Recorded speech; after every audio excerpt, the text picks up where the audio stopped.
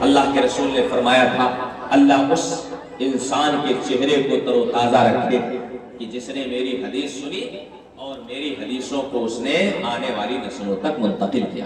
یہ بخاری شریف یہ امام بخاری نے اپنے استاذ کی خواہش پر لکھا۔ اس کا مطلب یہ ہوا کہ ہم طلباء کو اپنے استاذ کی خواہشات کا احترام کرنا چاہیے۔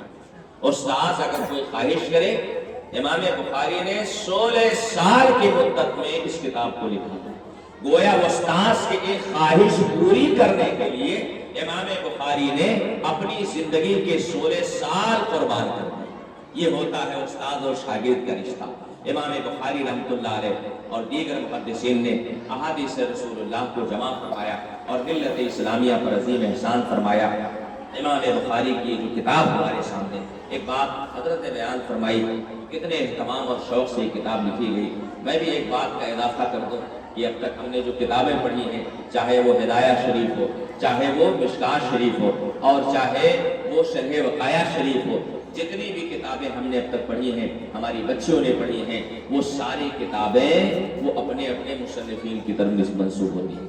جتنی کتابیں، ساری کتابیں، ہدایہ یہ صاحب ہدایہ علامہ برہان الدین مرغینانی کی کتاب، اسی طرح سے شرح وقایہ حضور صدر الشریعہ جو اپنے دور کے تھے ان کی کتاب ہے۔ آپ ساری کتابوں کو دیکھ لیں، وہ کسی اور کی کتاب ہوگی، مگر الحمدللہ اللہ کا شکر اور احسان ہے یہ کتاب جو ہمارے سامنے کھلی ہے۔ آپ اگر وضو اور غسل کے ساتھ بیٹھے ہیں تو میں آپ سے گزارش کروں گا اس کتاب کو آپ چوم کر کے ہاں سے جانا، اس لیے کہ یہ کتاب کسی اور کی کتاب نہیں ہے، بظاہر امام بخاری کی طرف منسوب ہے، مگر حقیقت میں یہ کتاب رسول اللہ کی کتاب، یہ کتاب میرے آقا کی کتاب ہے۔ کون نہیں جانتا ہے امام ابو زید مروزی کو؟ حرم پاک میں محو خاک میں آقائے دو جہاں جلوہ گر ہوئے، ارشاد فرمایا کہ اے ابو زید کب تک تم شافعی کی کتاب پڑھتے پڑھاتے رہو گے، میری کتاب کب پڑھو گے؟ اس وقت حضرت امام ابو زید عرض کرتے ہیں یا رسول اللہ آپ کی کون سی کتاب ہے؟ ہم تو بخاری شریف، ہم تو قرآن مجید اللہ کی کتاب سمجھتے ہیں۔ آپ ذرا سوچے تو صحیح، کتنا پیارا جملہ میرے آقا کا ہے۔ آقا کریم ارشاد فرماتے ہیں اے ابو زید کیا تجھے نہیں پتا ہے محمد ابن اسماعیل ابن ابراہیم کی جو صحیح بخاری ہے وہ کسی اور کی کتاب نہیں ہے بلکہ وہ میری کتاب ہے، ہر جفا ہر ستم گوارا ہے، اتنا کہہ دے کہ تو ہمارا۔ نعرہ تکبیر، نعرہ رسالت، فیضان ختم بخاری، سبحان اللہ۔ یہ کتاب میرے رسول کی کتاب، اور اسی وجہ سے اس کتاب کی عظمت شان کا عالم یہ ہے کہ بزرگوں نے حصول مرادات کے لیے، دفع بلیات کے لیے اور دعاؤں کی قبولیت کے لیے اس کتاب مجید کے ختم کو بہتر کرا، بلکہ یہاں تک میں نے بزرگوں کی کتابوں میں پڑھا کہ جس کشتی میں بخاری شریف کا ایک نسخہ موجود ہے وہ کشتی کبھی بھی ڈوب نہیں سکتی ہے۔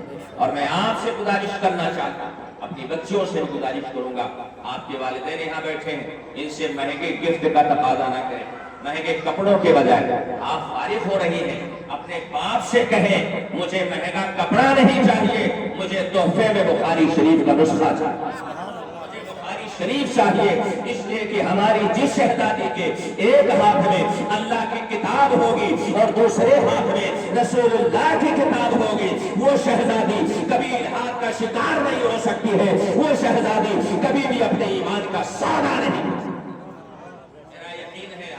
میں گزارش کروں گا گھر میں ایک طاق نہ بنواؤ، گھر میں 2 طاق بنوائیں، ایک طاق میں قرآن مجید کو سجا دیں اور دوسرے طاق میں بخاری شریف کو سجا دیں، اس لیے کہ ہم صرف اللہ والے نہیں ہیں، ہم رسول اللہ والے بھی ہیں، ہم ڈائریکٹ والے نہیں ہیں، ہم بلکہ رسول کریم کے واسطے اور وسیلے والے ہیں۔ ہمارے گھر کے ایک طاق میں اگر اللہ کی کتاب کا فیضان ہو تو دوسرے طاق میں رسول اللہ کی کتاب کی برکتیں بڑھیں۔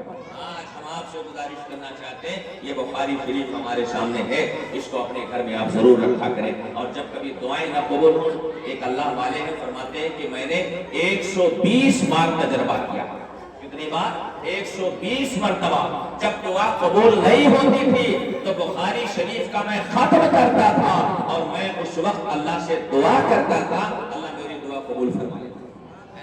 آپ کی بچی پڑھ کر کے آپ کے گھر جا رہی ہے، اس سے کہنا بیٹی جب ہماری دعا قبول نہ ہو تو بخاری شریف کی 2 حدیثیں پڑھ کر کے اور میری دعا پہ آمین کہہ دینا۔ میرا یقین کہتا ہے آپ دعا کریں گے، آپ کی بیٹی بخاری شریف پڑھ کر کے آمین کہے گی، اللہ اس دعا کو ضرور قبول فرمائے گا۔ باتیں بہت ہے، وقت بہت مختصر ہے، میں آپ سے گزارش کرنا چاہتا ہوں امام بخاری کی زندگی کو کبھی پڑھنے کی کوشش کریں۔ موبائل ہے آپ کے ہاتھ میں، آپ چاہیں تو موبائل میں بہت ساری چیزیں ہوتی ہیں جن کے ذریعے آپ استفادہ کر سکتے ہیں۔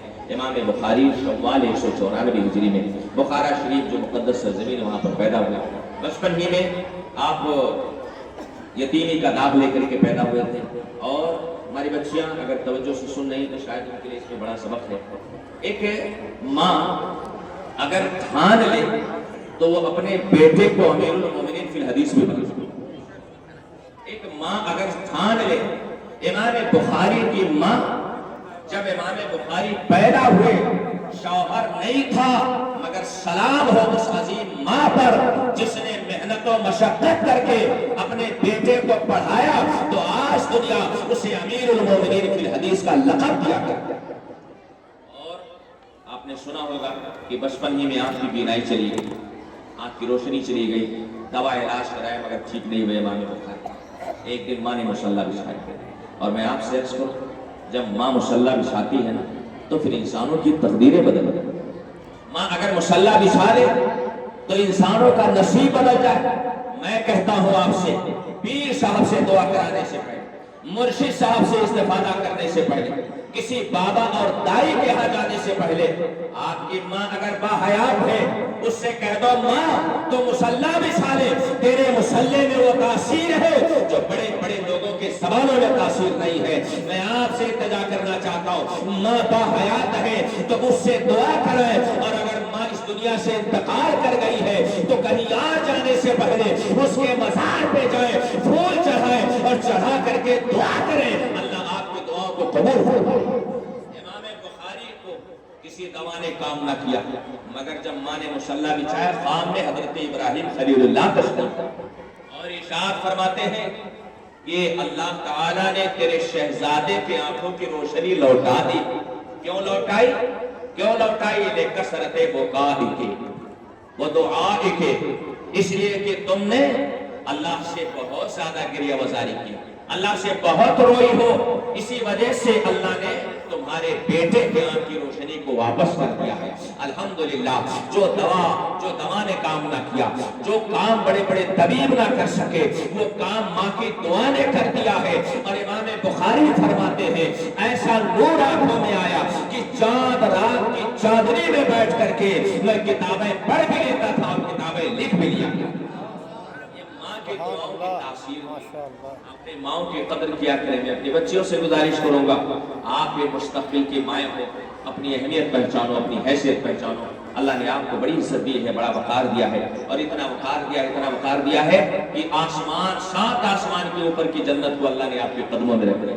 آپ کے چہرے کو اتنا بابرکت بنایا کہ اللہ تعالیٰ کے رسول کا ارشاد کریم ہے کہ جو اپنے ماں کے چہرے کو محبت سے دیکھ لیتا ہے اللہ اسے حج مقبول کا ثواب عطا کرتا ہے۔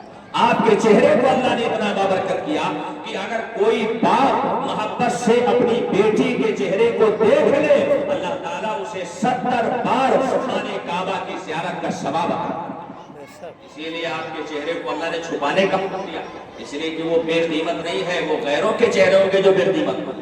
الحمدللہ ہمارے اسلامی شہزادیوں کے چہرے بڑے قیمتی ہیں، اسی لیے اللہ نے اسے چھپانے کا حکم دیا ہے۔ کوئی شے جب سستی ہوتی ہے تو اسے چھپایا جاتا ہے، اور جب مہنگی ہوتی ہے تو اسے چھپایا جاتا ہے۔ رات یہ کتاب بخاری جو امام بخاری کی طرف منسوب ہے، امام بخاری نے 11 سال کی عمر میں، لوگ ہم تو بڑی بڑی تقریریں ہم لوگ کر لیتے ہیں، مگر سچائی یہ ہے کہ ہمیں 6-7 حدیثیں بھی سند و متن کے ساتھ نہیں آتی، مگر امام بخاری کی شان 11 سال کی عمر، داڑھی اور مونچھ کے بال بھی نہیں آئے تھے، مگر جب بخارا اور سمرقند کی گلیوں میں امام بخاری چلتے تھے تو لوگ اشارہ کرتے تھے کہ یہ دیکھو چھوٹا سا بچہ جا رہا ہے جس کو میرے حضور کی 70,000 حدیثیں ہیں، 70,000 حدیثیں، وہ بھی کس شان سے یاد ہے کہ سند کے جتنے راوی ہیں سب کی تاریخ پیدائش بھی معلوم ہے، اگر وفات پا گئے تو تاریخ وفات بھی معلوم ہے، ولدیت بھی معلوم ہے،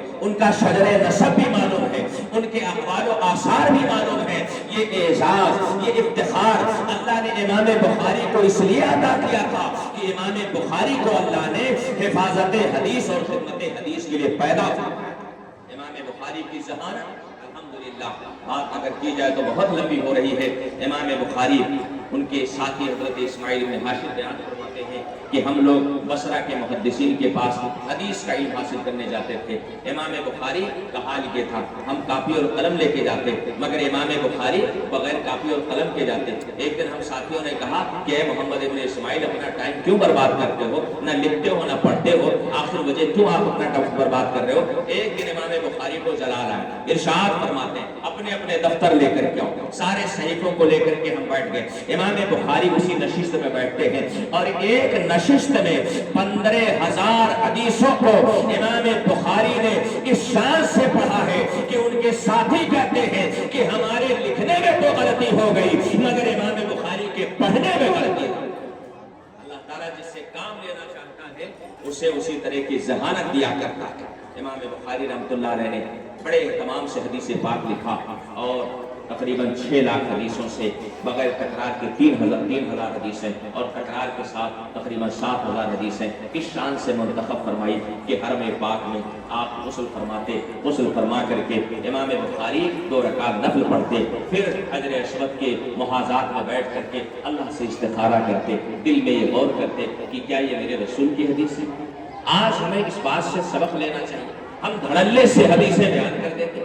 ایک خطیب صاحب کا واقعہ میں بیان کر دوں، حضرت مفتی صاحب اللہ تشریف فرما ہے، بڑے دھڑلے سے انہوں نے کہا کہ بخاری شریف میں لکھا ہوا رضینا قسمت الجبار فینا لنا علم وللجہال معلوم۔ میں نے کہا استغفر اللہ، میرے آقا فرماتے ہیں کہ من کذب علی متعمدا فلیتبوأ مقعدہ من النار، جو میری طرف جھوٹ حدیث منسوب کرے وہ اپنا ٹھکانہ جہنم بنا لے۔ یہ چند چیزوں کو جمانے کے لیے اور مجمع پہ اپنا اثر ڈالنے کے لیے بخاری شریف کا حوالہ دے رہے، مسلم شریف کا، مگر امام بخاری کا احتیاط تو دیکھیں۔ آپ ذرا سوچیں اس کتاب میں جتنی حدیثیں لکھی گئی، ایک ایک حدیث لکھنے سے پہلے امام بخاری نے غسل کیا ہے، 2 رکعت نفل پڑھی ہے، اللہ سے استخارہ کیا ہے، اس کے بعد حدیث کو درج فرمایا اور پھر اس کے بعد جب حدیث کی پہلی فائل تیار ہو گئی لے کر کے وہاں پہنچے جس سرزمین کی شان کیا ہے، 70,000 صبح ہے، 70,000 شام، یہ بندہ کی سلفرو 8 پہر کی ہے، وہ مقدس سرزمین جہاں کے بارے میں ہم آرزو کیا کرتے ہیں دکھا دے یا الہی، وہ مدینہ کیسی بستی ہے جہاں پر رات دن مولا تیری رحمت برستی ہے۔ سبحان اللہ۔ حضرت امام بخاری رسول پاک کی تربت ناز کے قریب بیٹھے ہیں، ایک ایک حدیث پڑھ رہے ہیں اور پڑھ کر کے حضور کے مزار کی طرف دیکھ رہے ہیں۔ یقیناً تو دیکھیں، آپ ذرا ایمان تو دیکھیں، ان کا یقین تو دیکھیں۔ امام بخاری حدیث پڑھتے ہیں اور حضور کے مزار کی طرف دیکھ رہے ہیں، لو لگا کر کے حسرت کے ساتھ، اور دیکھتے دیکھتے جب ادھر سے آواز آ جاتی اے محمد ابن اسماعیل، ہاں ہاں یہ میرا ہی قول ہے، یہ میرا ہی عمل ہے، تب امام بخاری اس حدیث کو اپنی کتاب میں درج فرماتے۔ کہاں گئے وہ لوگ جو کہتے ہیں میرے حضور اس دنیا سے انتقال کیے تو معاذ اللہ مر کے مٹی میں مل گئے، یہ کیا ہے؟ امام بخاری کے لیے تربت ناز سے آواز آ رہی ہے، اسی لیے اعلیٰ حضرت فرماتے ہیں کہ تو زندہ ہے واللہ، تو زندہ ہے واللہ، میری چشم عالم سے چھپ جانے والے۔ اس کتاب میں ایک ایک حدیث جو درج ہے نا، میرے آقا کی تصدیق کے بعد اس کتاب میں درج کی، اس لیے اس کتاب کی اہمیت بڑھ گئی، اس کتاب کی عظمت اور مقام بڑھ گیا۔ امام بخاری نے خدمت حدیث کیا تو اللہ نے صلہ کیا عطا فرمایا۔ میں آپ کو بتاؤں، آپ کو میں عرض کروں، مقام خرطن میں بخارا اور سمرقند کے درمیان ایک جگہ ہے، امام بخاری کا جب انتقال ہوا اور امام بخاری رحمۃ اللہ علیہ کو قبر